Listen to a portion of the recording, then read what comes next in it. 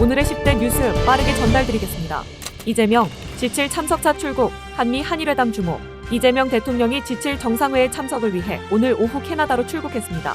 취임 후 첫 순방이자 6개월 만에 정상외교 복원 무대입니다. 특히 이번 방문의 최대 관심사는 트럼프 미국 대통령, 이시바 일본 총리와의 회담 성사 여부로 관세 등 현안 논의가 이뤄질지 주목됩니다.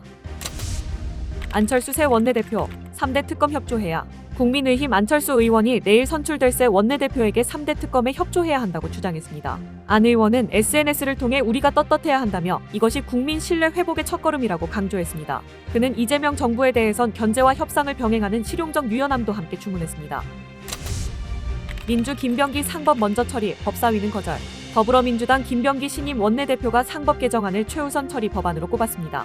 김 원내대표는 어제 기자회견에서 코스피 5천 시대를 위해 필요하다고 강조하며 민생부 대표직도 신설했습니다. 다만 야당이 요구하는 법제사법위원장 자리는 넘겨줄 수 없다고 선을 그었습니다.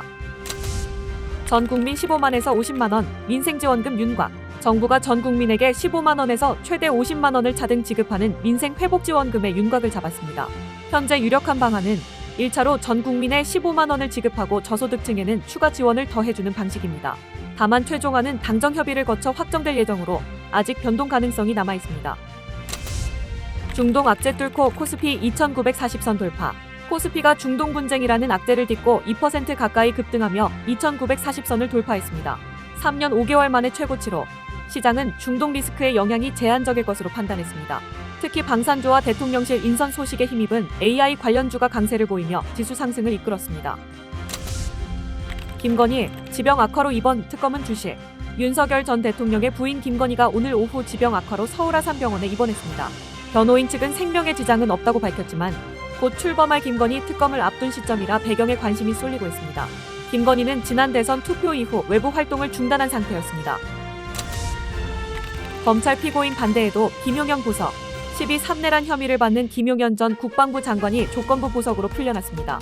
법원은 구속기간 만료 전통상적 절차라고 설명했지만 이 결정은 검찰과 심지어 김 전 장관 측도 반대했던 것으로 확인돼 논란입니다. 더불어민주당은 개탄스럽다며 즉각 비판 성명을 냈습니다. 홍준표 이재명, 못생겨도 맛은 좋아. 홍준표 전 대구시장이 이재명 정부를 못생겨도 맛은 좋다는 과거 광고 문구에 비유했습니다. 그는 이번 대선이 도덕성보다 국정운영 능력만 본 선택이었다고 평가했습니다. 내일 귀국하는 홍 전 시장은 최근 신당 창당을 암시하는 발언을 해 향후 정치적 행보에 관심이 쏠리고 있습니다. 성인 화보 대표, 모델 8명 성폭력 구속. 성인 화보 제작사의 전 대표가 소속 모델들을 상습적으로 성폭행 추행한 혐의로 구속됐습니다. 이 남성은 촬영을 빌미로 관계상 우위를 이용해 3년 넘게 모델 8명에게 성폭력을 저지른 혐의를 받습니다. 피해 모델들의 고소로 수사가 시작됐으며 법원은 도망할 염려가 있다며 영장을 발부했습니다. 내 뒤에 미국 전환길, 훈장 사진 가짜. 내 뒤에 미국이 있다고 주장해온 한국사 강사 전환길 씨의 트럼프 훈장 사진이 가짜로 판명됐습니다. AFP 통신은 이 사진이 2018년 사진에 얼굴만 합성한 것이라고 팩트체크했습니다.